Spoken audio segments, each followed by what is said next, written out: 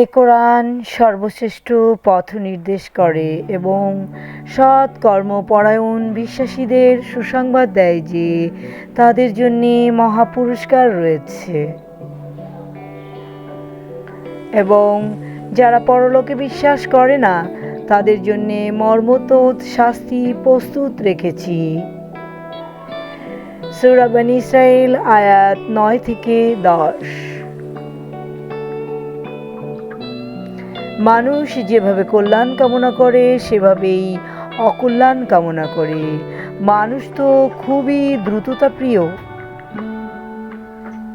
সূরা বনী ইসরাঈল আয়াত 11। আমি রাত ও দিনকে দুটি নিদর্শন করেছি, রাতকে করেছি আলোকহীন এবং দিনকে করেছি আলোকময়, যাতে তোমরা তোমাদের রবের অনুগ্রহ সন্ধান করতে পারো এবং যাতে তোমরা বর্ষ সংখ্যা ও হিসাব স্থির করতে পারো। এবং আমি সব বিষয়ে বিশদভাবে বর্ণনা করছি। সূরা বনী ইসরাঈল আয়াত 12। প্রিয় ভাই বোনেরা, মহান আল্লাহ পবিত্র কোরআন কী কারণে আমাদের কাছে দিয়েছেন সেটি সূরা বনী ইসরাঈলের 9 নম্বর আয়াতে পরিষ্কার করে দিয়েছেন। যেমন এই কোরআন সর্বশ্রেষ্ঠ পথ নির্দেশ করে এবং সৎ কর্মপরায়ণ বিশ্বাসীদের সুসংবাদ দেয় যে তাদের জন্যে মহাপুরস্কার রয়েছে। যারা সৎকর্মপরায়ণ তাদের জন্য মহাপুরস্কার রয়েছে এবং যারা পরলোকে বিশ্বাস করে না তাদের জন্য মর্মন্তুদ শাস্তি প্রস্তুত রেখেছি। তো পবিত্র কোরআন মানুষকে দুটো দিক দেখিয়েছে। একটি দিকে মানুষ যাতে সত্যের দিকে আসতে পারে, আর একটি দিকে মানুষ যদি অসৎকর্ম করে, অবিশ্বাস করে, তাহলে তার অবস্থা কী হবে এগুলো পরিষ্কার করে দিয়েছে। তো আমরা যদি পবিত্র কোরআনকে অবলোকন না করি, জীবদ্দশায় মুসলিম অথচ কোরআনকে দেখিনি, যদি হয় এমন অথচ কোরআন জানিনি, তাহলে আমাদের অবস্থাটা খুব খারাপ হবে।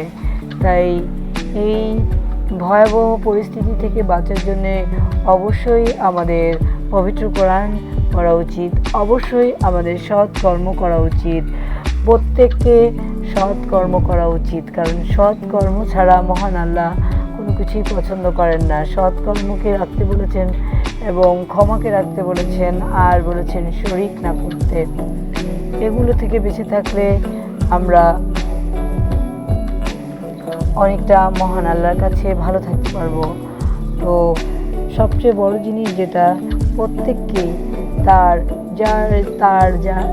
যার জায়গা থেকে সৎ কাজ করা উচিত। সৎ কাজের জন্যে প্রতিনিয়ত প্রতিযোগিতা করা উচিত। মহান আল্লাহ বলেছেন তোমরা সৎ কাজে প্রতিযোগিতা করো। আর কে আছে এমন যে তোমার আল্লাহ থেকে সত্য বলে? মহান আল্লাহ বলেছেন।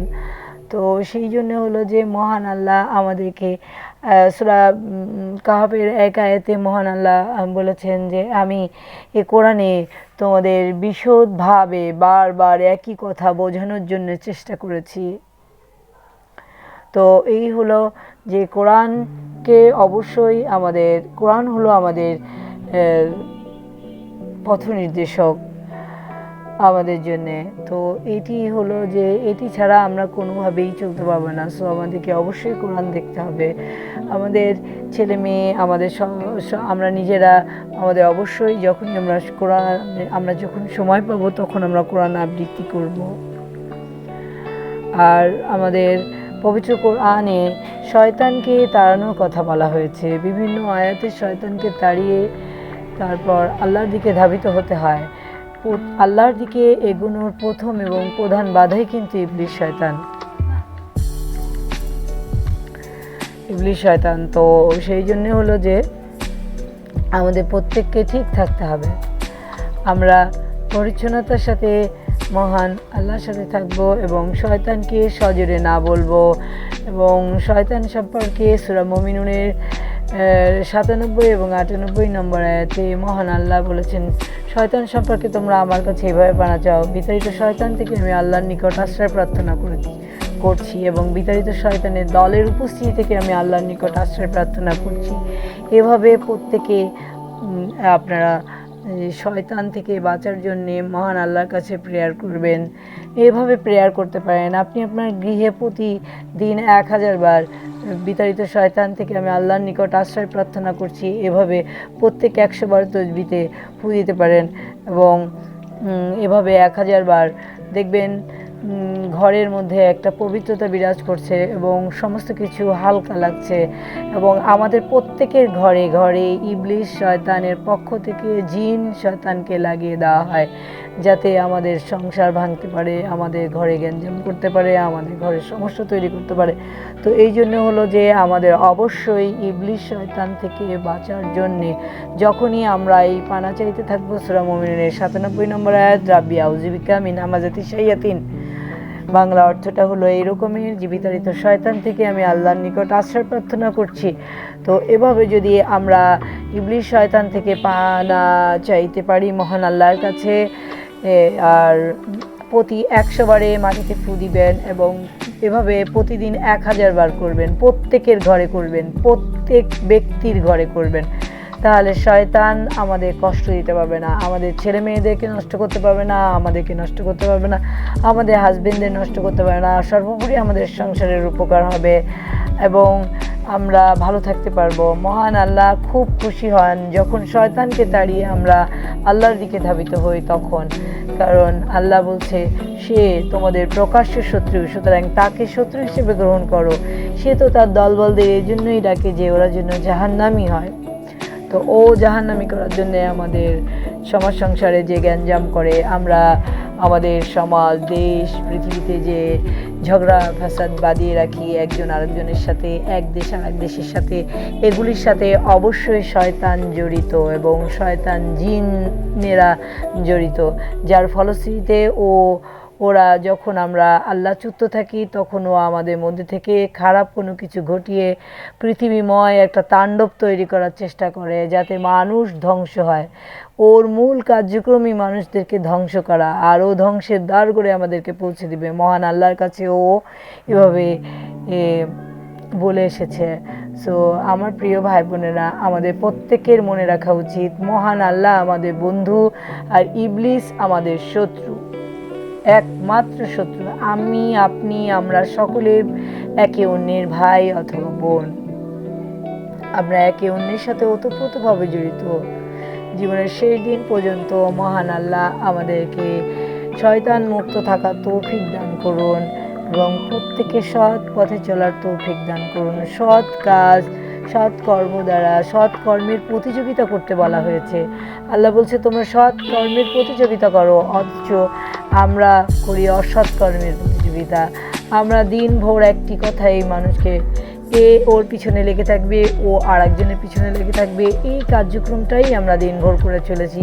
এগুলি সব শয়তানের কার্যক্রম, ছেড়ে দেন এগুলো। বেঁচে থাকার জন্যে মহান আল্লাহ আমাদের জন্য যথেষ্ট। ও রমজান মাসে আমরা যেমন একে অন্যের সাথে কি সুন্দরভাবে চলি, একে অন্যের সাথে খোঁজ নেই কি অবস্থা, কি আশায় বিষয়। রমজান মাস একটি মাস, যদি আমরা রমজান মাসে এই পবিত্রতা মেনটেন করে চলি তাহলে বাকি 11 মাস কেন আমরা এই জিনিসটা পারি না? আমরা পারি না ইবলিসের কারণে। সো ইবলিসকে যদি আমরা সজোরে না বলি তাহলে আমরা প্রত্যেকে ভালো থাকতে পারবো। আসেন আমরা ভাই বোনেরা মিলে সকলে একসঙ্গে পবিত্রতার সাথে চলি এবং পরিচ্ছন্নতার সাথে আমাদের পৃথিবীকে এগিয়ে নিই ভালোর দিকে, এবং আমাদের আল্লাহ আমাদেরকে ভালো রাখুন দুনিয়া এবং আখিরাতে। সবসময় দুনিয়া এবং আখিরাতে ভালো থাকার প্রচেষ্টা করবেন মহান আল্লাহর কাছে, আর গ্রন্থ ফলো করবেন, গ্রন্থ নিজের ভাষায় অবলোকন করবেন, যতটুকু পারেন ততটুকু। সামান্য 1 আয়াত 2 আয়াত 3 আয়াত 5 আয়াত যাই পড়েন না কেন আরবিতে, অবশ্যই অর্থটা পড়ার চেষ্টা করবেন। এ আপনার জীবনে আমূল পরিবর্তন আনবে এবং মহান আল্লাহ বলছে এটি না পড়ে মরো না। হ্যাঁ, তো যে কোরআন না পড়বে সে কিয়ামতের দিন মহাপাপ ভার বহন করবে। সো বি কেয়ারফুল আমার প্রিয় ভাই বোনেরা, আমি আপনাদেরকে ভালোবাসি, যার ফলশ্রুতিতে বারবার এমন ধরনের ভিডিও নিয়ে আপনাদের সম্মুখে চলে আসি। ভুল ত্রুটি ক্ষমা করবেন, পরিচ্ছন্নতার সাথে পথ চলার তৌফিক দান করে যাতে আল্লাহ, সেজন্য আমরা প্রক্রিয়া করি। আসুন আমরা ভালো থাকি, সত্যের সাথে থাকি, পবিত্রতার সাথে থাকি, সত্য কথা বলতে শিখি। যে যেখান থেকে যে কাজটিই করেন না কেন সেই কাজটি সৎ উদ্দেশ্যে করেন। আপনার ভাই বোন মানে আপনার নিজ আত্মীয় স্বজন, মা ভাই বোন এরকম না, আশেপাশের সকলেই আপনার ভাই বোন। আপনি বিশ্বাস করেন আর না করেন, সৃষ্টির আদিকাল থেকে যদি চিন্তা করেন তাহলে আমরা একে অন্যের ভাই বা বোন। তাহলে আমাদের এই মানুষের যে একটা ধর্ম সেটাকে আমরা নিভাই, মানুষের সৌহার্দ্যপূর্ণ পরিবেশ তৈরি করি। আমাদের রক্ত ছেড়ে দিলে মিশে যায়, একে বুঝতে পারি না যে এটি কার রক্ত ওটি কার রক্ত এক জায়গায় মিশে গেলে। আর আমরা মানুষেরা বোকার মতো করে এই জায়গাতেও আমরা বুঝি না যে রক্ত বলে দিচ্ছে আমি আপনি আমরা সকলে আপন, অথচ আমরা পৃথক হওয়ার চেষ্টা করছি। দুর্ভোগ শয়তানের সঙ্গীদের, দুর্ভোগ সেই মিথ্যাবাদীদের যারা পৃথিবীময় তাণ্ডব তৈরি করে বেড়ায় আর জাহান্নামী শয়তানকে অনুসরণ করে।